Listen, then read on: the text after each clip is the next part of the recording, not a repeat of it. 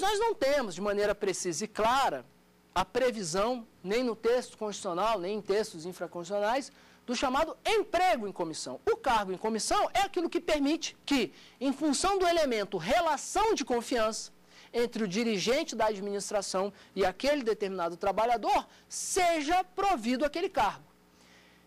E não temos a figura de provimento de forma comissionada no universo de empregos públicos. Então, o emprego em comissão, no fundo é trazer para a lógica do regime de emprego público a figura do cargo em provimento comissionado.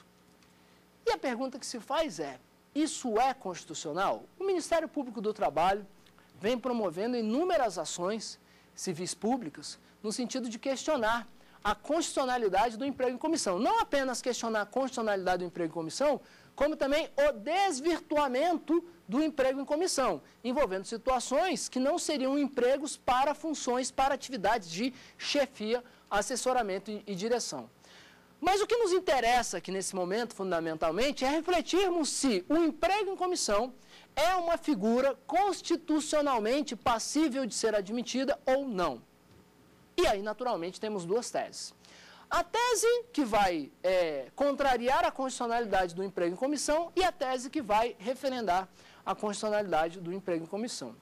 A tese no sentido, a tese que defende a constitucionalidade do emprego em comissão, envolve basicamente a ideia de que a Constituição não tem terminologias bastante precisas a respeito dos conceitos de cargo, emprego e função. De modo que haveria a possibilidade, pela abertura que nos dá as terminologias adotadas pelo texto constitucional, a construir a ideia do emprego em comissão. Esse é um primeiro fundamento. Um outro fundamento envolveria a ideia da ausência de vedação. E um terceiro fundamento envolve a compreensão de que, se pensarmos não ser possível o emprego em comissão, não seria possível estabelecer vínculos jurídicos em função da relação de confiança do dirigente das empresas estatais, leia-se, empresas públicas e sociedades de economia mista, com aqueles agentes, com aqueles trabalhadores em relação aos quais houvesse essa relação de confiança. Ou seja, significaria dizer que não haveria possibilidade do dirigente da empresa pública colocar para ajudá-lo na administração, com o elemento confiança, pessoas que guardassem essa relação. Fundamentalmente são esses os argumentos da tese da constitucionalidade. Quanto à tese da inconstitucionalidade, nós temos, em primeiro lugar, a ideia de que não há previsão expressa específica no texto constitucional, de modo que, pelo princípio da legalidade administrativa, segundo o qual, lá do artigo 37 da Constituição, segundo a qual o administrador público só pode fazer o que é permitido e não apenas fazer tudo o que não é e não fazer tudo o que não é proibido, que seria a lógica da legalidade para os particulares, de modo que esse seria o primeiro fundamento.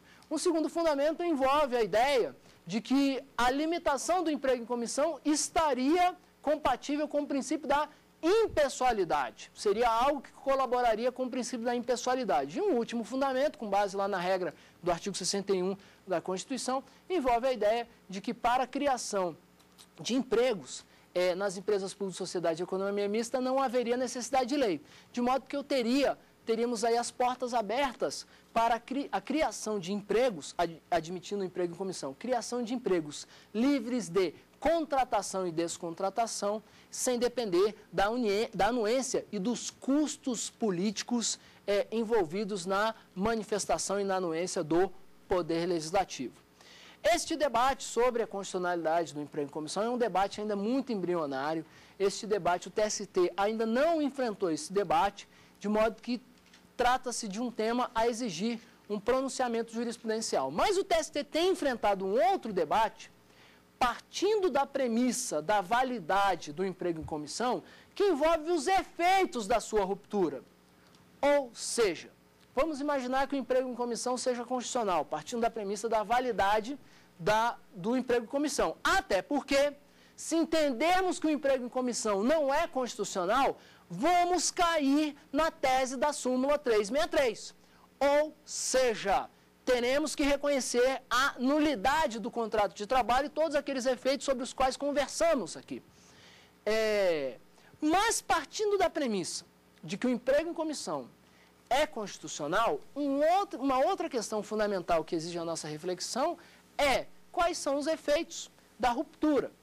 Ou seja, é devido a este empregado que estabeleceu um emprego em comissão com a administração e teve essa relação jurídica rompida, será devido a este empregado o aviso prévio indenizado e a multa de 40% dos depósitos do FGTS?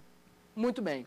Nesse sentido, a jurisprudência do TST vem caminhando e enfrentando este tema, jurisprudência de turmas do TST, vem caminhando no sentido de que, se um emprego, conceitualmente, em tese, é de livre contratação e descontratação, seria incompatível com esta relação jurídica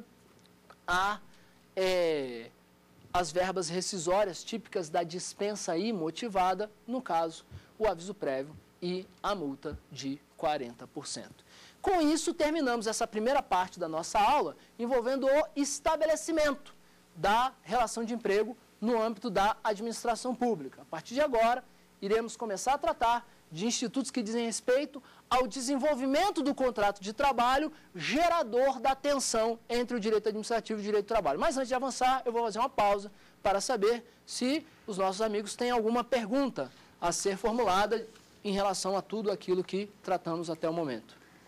Professor, eu tenho uma pergunta e eu gostaria de saber se cabe a aplicação da súmula 363 no caso do emprego em comissão. Pois é, exatamente essa questão, a aplicação da súmula, né? Essa é a questão fundamental sobre o emprego em comissão. Tudo depende da nossa compreensão a respeito da constitucionalidade do emprego em comissão. Não tenho dúvida em afirmar que, se entendermos que o emprego em comissão é constitucional, não seria possível a aplicação da tese da súmula 363, porque não seria necessário concurso público, ou seja, estaríamos diante de uma relação jurídica naturalmente válida. Se entendermos que o emprego em comissão não é constitucional, eu não vejo outro caminho que seja a aplicação da súmula 363. Tudo bem? Muito bem. Então, avançando agora na nossa compreensão sobre os institutos do direito do trabalho aplicado à administração pública, com todas as tensões que isso vai gerar com a lógica do direito administrativo, vamos começar a falar de um aspecto de grande relevância envolvendo o tema da equiparação salarial. E por que eu digo isso? Em primeiro lugar, é preciso que se entenda o que é equiparação salarial. A equiparação salarial é um instituto jurídico previsto lá no artigo 461 da CLT, que visa materializar e tornar concreta a ideia do princípio do trabalho igual, salário igual. Princípio este que tem um componente ético de garantia da isonomia nas relações de trabalho. A grande verdade é que o nosso ordenamento jurídico estabelece uma intervenção estatal no poder de direção do empregador, por meio do artigo 461 da CLT, no sentido de dizer o seguinte: empregadores do Brasil, os senhores não têm o direito, por mais que tenham o poder de dirigir a prestação de serviço, os senhores não têm o direito de pagar da forma como bem entenderem seus empregados. Os senhores terão que respeitar o princípio da isonomia em termos remuneratórios. E se não o fizerem, o Estado intervirá nessa relação de modo a garantir que trabalho igual assegure salário igual. Mas, para termos o Instituto da Equiparação Salarial, é preciso que se respeite, que se observe alguns requisitos. No fundo, para ter o direito à equiparação salarial, é preciso que se observe requisitos excludentes. Ou seja, é preciso estar presente em algumas condições, é preciso a presença de algumas condições e é preciso a ausência de outras condições.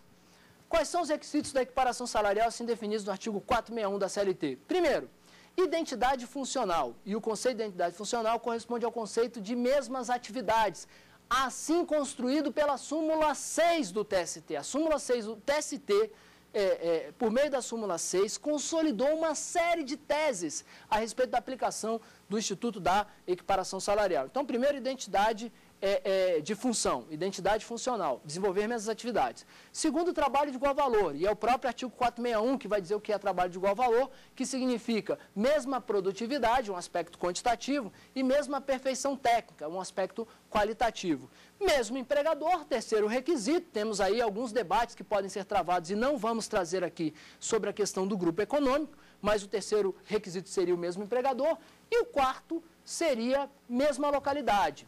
E o TST, por meio da súmula 6, diz que mesma localidade corresponde ao mesmo município ou mesma região metropolitana. As excludentes da equiparação salarial são quadro de carreira, ou seja, se houver quadro de carreira na empresa homologado pelo Ministério do Trabalho, assim estabelecido pelo artigo 461 e a tese da súmula 6 também do TST, não haverá o direito à equiparação salarial. Essa é a primeira excludente. Segundo, diferença na função superior a 2 anos. Por quê?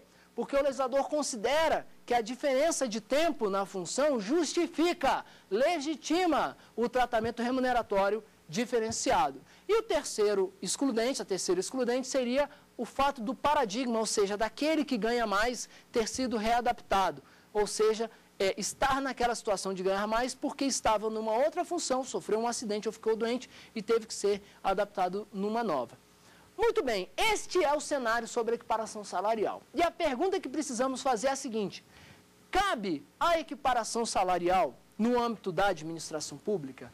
Cabe a aplicação do artigo 461 da CLT no âmbito da administração pública? E para responder essa pergunta, eu preciso fazer uma rápida leitura aqui do nosso texto constitucional, do artigo 37, inciso 13 da nossa Constituição. E se você que está em casa nos acompanhando puder também acompanhar a leitura, será de grande valia para a compreensão da nossa conversa aqui. Mas o que nos diz o artigo 37, inciso 13 da nossa Constituição? Diz o artigo 37, inciso 13. É vedada a vinculação ou equiparação de quaisquer espécies remuneratórias para efeito de remuneração de pessoal do serviço público. Ou seja, o texto constitucional nos trouxe aqui,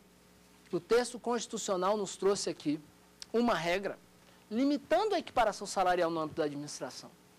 E a pergunta que temos que fazer é: se estamos diante de uma relação de emprego público, da aplicação do direito do trabalho na administração pública, como fica a convivência entre o artigo 461 da CLT, que acabamos de ver anteriormente, e agora, mais recentemente, o artigo 37, inciso 13 da nossa Constituição. O artigo 37, inciso 13 da Constituição, fará do artigo 461 letra morta no âmbito da administração pública? Qual foi a solução do TST? Voltando ao objeto da nossa conversa na primeira aula. Em primeiro lugar, temos aí uma tensão entre a lógica do direito do trabalho e a lógica do direito administrativo. Como assim? O que vai nos dizer a lógica do direito do trabalho, protetiva ao empregado? Vai nos dizer o artigo 461. A resposta que o direito do trabalho dá é 461 da CLT, equiparação salarial. E o que vai nos dizer a lógica do direito administrativo? Artigo 37, inciso 13 da Constituição. Como conviver esses dois dispositivos? Como equacionar esta tensão, esta manifestação emblemática de uma tensão entre a lógica do direito do trabalho e a lógica do direito administrativo? Conforme conversamos na nossa primeira aula, dentro da tendência das soluções estabelecidas pela jurisprudência do TST, o que fez o Tribunal Superior do Trabalho? Primeiro, separou por um lado empregados da administração direta, autarquias e fundações. Colocou do outro lado empregados das empresas públicas e das sociedades de economia mista. Para os empregados da administração direta, autarquias e fundações, o Tribunal Superior do Trabalho aplicou a lógica do direito administrativo. Ou seja, o TST, para esses desempregados, adotou a lógica do direito administrativo no sentido de prevalência do artigo 37, inciso 13 da Constituição. E eu vou pedir licença para ler para você o texto da orientação jurisprudencial para que você perceba como foi construída essa tese, o texto da orientação jurisprudencial que resolveu essa questão no âmbito do TST. Disse o TST por meio da orientação jurisprudencial 297.